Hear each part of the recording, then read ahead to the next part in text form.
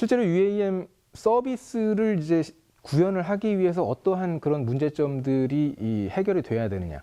UAM이라고 하는 것을 흔히 뉴스나 어떤 뭐 유튜브 같은 데서 주로 기체 위주로 이제 많이 기사나 언급들이 나오고 있는 걸 볼 수가 있는데요. 실제로 UAM은 단순히 기체가 아니라 새로운 형태의 교통 서비스라고 할 수가 있습니다.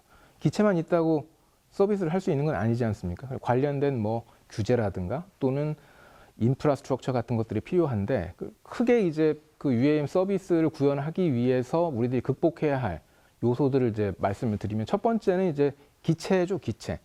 주로 기술적인 이슈들인데 뭐 항공기용으로 사용될 저렴하면서도 굉장히 효율성이 높은 센서라든가 또는 이제 뭐 아까 말씀드린 것처럼 전기 추진 기술이라든가 또는 그 충분한 강도를 가지면서도 굉장히 경량의 어떤 재료라든가 이런 것들이 이제 기체와 관련해서 해결돼야 될 이슈들이라고 할 수가 있고요.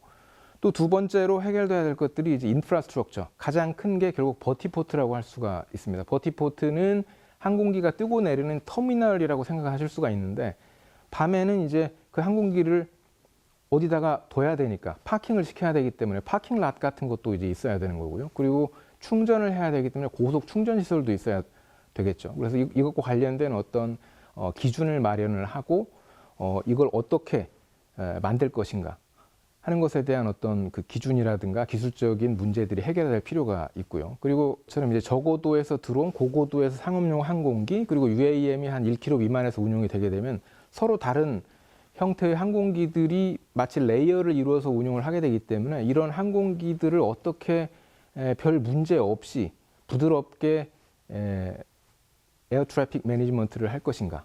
예를 들면 이제 그 관제라든가 교통 통제를 할 것인가가 상당히 중요한 이슈라고 할 수가 있겠죠. 요 부분은 제가 보기에는 오히려 기체보다도 시간이 더 걸릴 수도 있는 문제라고 보이고요. 그리고 UAM은 기본적으로 민간인들을 상대로 한 상업 서비스를 염두에 두고 있는 것이기 때문에 높은 수준의 안전성이 요구가 된다는 것입니다.